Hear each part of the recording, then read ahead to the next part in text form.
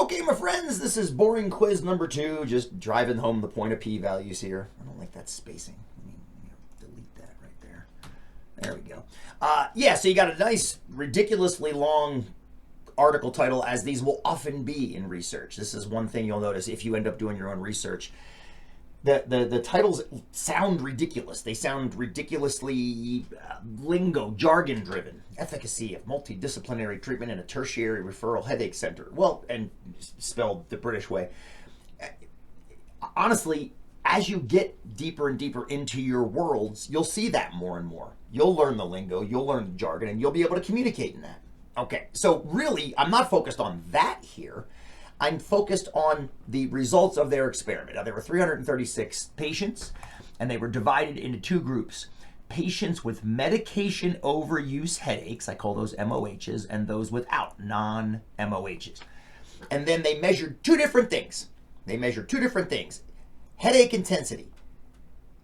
Did folks with medication overuse headaches have any difference than those without medication overuse headaches, for tension type headaches, and also for post-traumatic headaches? And just like we did in class, the null hypothesis says, why would they?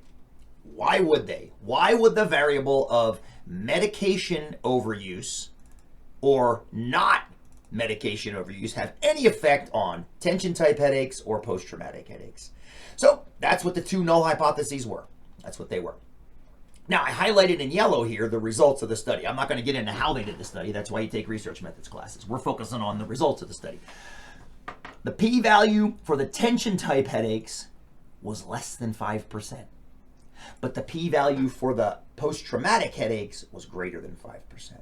So, we got significantly different headache intensity, assuming the intensity is the same for tension type headaches. That looks like a crazy, wild statement, but it's just a conditional probability. What's the chance we got significantly different headache intensity data, assuming it's the same? Well, if you're assuming it's the same, and you get data that's far away, that's an outlier. And by definition, we've been setting that to 5% or less. So the answer to number 1 is just that, less than 5%. Conversely, for post-traumatic type headaches, we got roughly the same headache intensity. Well, we got roughly the same headache intensity, and we were expecting roughly the same headache intensity. Nothing unusual happened. That's why the p-value was greater than 5%. So, with those 2 statements, with tension type headaches, it appears there's a difference. You would circle appears. For post-traumatic headaches, it does not appear.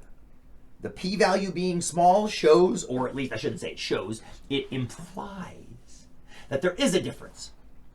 Whereas the p-value being large implies that there's not. This is the part, if we didn't get far enough into errors in class, I told you to just skip it. I'd give you the points for it. I'm going to go over it anyway. Just my humble opinion. I think it's worth talking about. For both of these tests, you could either make a type 1 or type 2.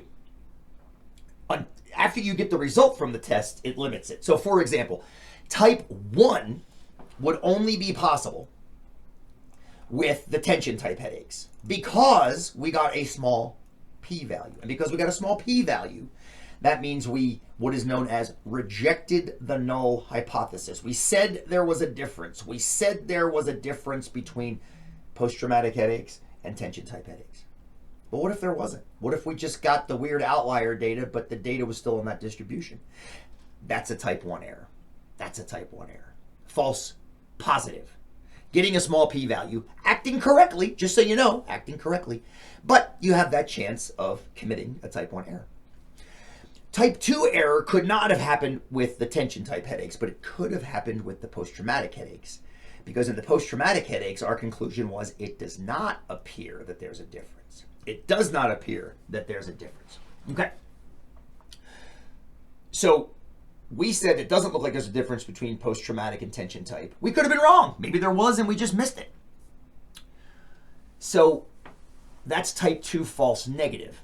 In your opinion, which one is worse? And honestly, these last two questions, honestly, are just—they're your opinions. Really, they're your opinions. It's is it worse to falsely claim that there is a result, or is it worse to miss the result that you should have caught? And I think it depends on your knowledge of these.